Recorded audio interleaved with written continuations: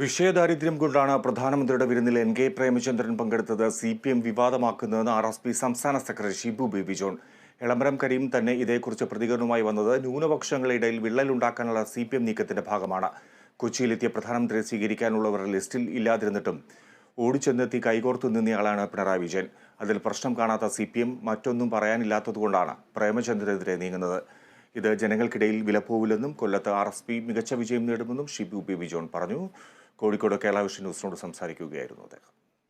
പ്രധാനമന്ത്രി നടത്തിയ വിരുന്നിൽ എൻ.കെ. പ്രേമചന്ദ്രൻ MP പങ്കെടുത്തത് CPIM ഉൾപ്പെടെ വലിയ രാഷ്ട്രീയ ആയുധമാക്കിയിരിക്കുകയാണ്.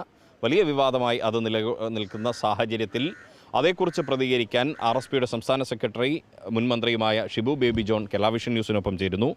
ഈ ഒരു വിവാദം, ആ വിവാദത്തെ എങ്ങനെയാണ് RSP കാണുന്നത്?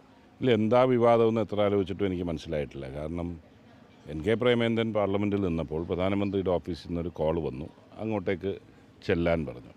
അവിടെ ചെന്നപ്പോൾ 7-8 MP അവിടെ ഉണ്ട്. അവരെല്ലാവരും കൂടെ മുറിക്കകത്തേക്ക് കയറി കുറച്ച് നേരം സംസാരിച്ച് കഴിഞ്ഞപ്പോൾ നമുക്ക് ക്യാൻറ്റീനിൽ പോയി ഭക്ഷണം കഴിക്കാമെന്ന് പറഞ്ഞു. അവർ പോയി ഭക്ഷണം കഴിച്ചു, വ്യക്തിപരമായിട്ടുള്ള സംഭാഷണങ്ങൾ നടത്തി അവർ പിരിഞ്ഞു. ഒരു രാഷ്ട്രീയവും അവിടെ ചർച്ചയായിട്ടില്ല. ഇന്ത്യ രാജ്യത്ത് ആരാണ് ശ്രീ നരേന്ദ്രമോദിയോട് എതിർപ്പുള്ളവരുണ്ടായിരിക്കും, രാഷ്ട്രീയമായ എതിർപ്പുള്ളവർ. പക്ഷേ പ്രധാനമന്ത്രി ഓഫീസ് വരെ വരണമെന്ന് പറഞ്ഞാൽ ചെല്ലാത്ത ഏതെങ്കിലും MP ഇന്ത്യ രാജ്യത്തുണ്ടോ? ഓഫീസ് ചെല്ലുമ്പോൾ നമുക്ക് ഭക്ഷണം കഴിക്കാമെന്ന് പറഞ്ഞാൽ അതിന് പറ്റത്തില്ലെന്ന് പറയുന്ന ഏതെങ്കിലും MP എന്നാൽ ഇത് ഒരു CPMനെ സംബന്ധിച്ചിടത്തോളം ഒരു വിഷയദാരിദ്ര്യത്തിൻ്റെ ഭാഗമാണ് ഈ വിഷയം ഉന്നയിക്കാൻ ശ്രമിക്കുന്നത്. പക്ഷേ ഇത് പുതുമയൊന്നുമില്ല. 2019 പാർലമെൻറ്റ് തിരഞ്ഞെടുപ്പിന് മുമ്പായിട്ട് സഖാവ് എൻ.കെ. പ്രേമചന്ദ്രനാണ് മോഡിയെ ക്ഷണിച്ച് കൊല്ലത്ത് ബൈപ്പാസിൻ്റെ ഉദ്ഘാടനത്തിന് കൊണ്ടുവന്നത് എന്നതിൻ്റെ അടിസ്ഥാനത്തിൽ ഒരു വ്യാപക പ്രചരണവും ഇതിന് സമാനമായ നിലയിലേക്ക് പ്രേമചന്ദ്രൻ ഇത് കഴിഞ്ഞാൽ BJPയിലേക്ക് പോകും എന്ന് പറഞ്ഞു. 5 വർഷം മോഡി ഭരിച്ചല്ലോ, പ്രേമചന്ദ്രൻ RSP തന്നെ നിന്നില്ലേ? അന്നേരം എന്താണ്, അതായത് CPMന് നേരിട്ട് എതിർക്കാൻ വിഷയങ്ങളില്ല. പ്രേമചന്ദ്രൻ്റെ പ്രവർത്തനത്തെ സംബന്ധിച്ചിടത്തോളം ജനങ്ങൾക്ക് അഭിപ്രായ വ്യത്യാസമില്ല. അതിൻ്റെ പശ്ചാത്തലത്തിൽ കിട്ടിയ ഒരു അവസരം ഇതുകൊണ്ട് എന്തെങ്കിലും ചെയ്യാൻ പറ്റുമോ, പ്രത്യേകിച്ച് ന്യൂനപക്ഷങ്ങളുടെ ഇടയിൽ ഒരു വിള്ളലുണ്ടാക്കാൻ ഒക്കുമോ എന്നുള്ള ശ്രമം മാത്രമാണ്. അതിനാണ് CPMൻ്റെ മറ്റൊരു നേതാവും പറയാതെ എളമരം കരീം തന്നെ ഇന്നലെ എന്നെക്കുറിച്ച് പ്രതികരിച്ചത്. അതൊക്കെ വളരെ തരംതാണ വർഗീയ രാഷ്ട്രീയം ആയിട്ട് നമ്മൾ കാണുന്നുള്ളൂ. ഇതിൽ അസ്വാഭാവികമായിട്ട് ഒരു കാര്യവുമില്ല എന്നുള്ളതാണ് വാസ്തവം. എന്നെ സംബന്ധിച്ചിടത്തോളം ഞാനിത് കണ്ടത്, പ്രേമചന്ദ്രൻ അവിടുന്ന് കണ്ടിറങ്ങിയ ഉടനെ എന്നെ വിളിച്ച് പറഞ്ഞു ഇങ്ങനൊരു സംഭവം ആയിട്ടുണ്ട് എന്ന് പറഞ്ഞു. ഞാൻ പ്രേമചന്ദ്രൻ തോന്നുന്നത് സാരമില്ല, കാരണം ഇത് നരേന്ദ്രമോദിക്ക് ഒരു യാത്രയയപ്പ് കൊടുത്തു എന്ന് ചിന്തിച്ചാൽ മതി. ഒരു പക്ഷേ അടുത്ത ഇതിൽ ഈ വേഷത്തിൽ ഇവിടെ ഉണ്ടാകില്ല, അതുകൊണ്ടൊരു യാത്രയയപ്പ് കൊടുത്തതായി കണ്ടാൽ മതി എന്ന് പറഞ്ഞു. അത്രയുമേ ഞങ്ങൾ ഇതിനെക്കുറിച്ച് കാണുന്നുള്ളൂ. മറ്റൊന്ന്, ഈ ലോക്സഭാ തെരഞ്ഞെടുപ്പ് അടുക്കുന്ന വേളയിൽ ഒരു രാഷ്ട്രീയപരമായൊരു ജാഗ്രത ഉണ്ടാവേണ്ടതായിരുന്നില്ലേ എന്ന് ചോദിക്കുന്നവർ. അല്ല, ഇതിൽ ആർക്കാണെങ്കിൽ ഇതിൽ വേറെ ഒരു BJPയെ സംബന്ധിച്ചിടത്തോളം ശ്രീ നരേന്ദ്രമോദിയെ സംബന്ധിച്ചിടത്തോളം അവർക്ക് രാഷ്ട്രീയമുണ്ടായിരിക്കാം. പക്ഷേ പാർലമെൻറ്റിൽ 10 വർഷമായി ശക്തിയുക്തം എതിർത്തുകൊണ്ടിരുന്ന ഒരു MP ആണെങ്കിലും അദ്ദേഹം വിളിക്കുന്നു, അദ്ദേഹത്തിൻ്റെ മകൻ്റെ കല്യാണത്തിൻ്റെ റിസപ്ഷനിൽ പ്രധാനമന്ത്രി പങ്കെടുത്തതാണ്. അങ്ങനെയുള്ളൊരു വ്യക്തി വിളിക്കുന്നു, അവരുടെ ഓഫീസിലേക്ക് വരണമെന്ന് പറഞ്ഞാൽ പോകത്തില്ലെന്ന് പറയാൻ ഒക്കൂ? അതെന്താണെന്ന് എനിക്ക് മനസ്സിലാകുന്നില്ല.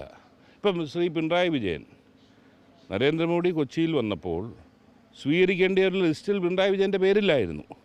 എന്നിട്ട് പോലും കൊച്ചിയിൽ വൈകിട്ട് ഉണ്ട് എന്ന് കണ്ടുകൊണ്ട് ഓടിപ്പിടിച്ച് വിമാനത്താവളത്തിൽ ചെന്ന് സ്വീകരിക്കുകയും ചെയ്ത് കൈകോർത്ത് നിൽക്കുന്ന ചിത്രവും നമ്മൾ കണ്ടതാണ്. അത് വിസ്മയിപ്പിച്ചുകൊണ്ടുള്ളൊരു കാഴ്ചയായിരുന്നു. അതിന് പ്രശ്നമില്ലെങ്കിൽ പിന്നെ ഇതിനെന്താ പ്രശ്നം?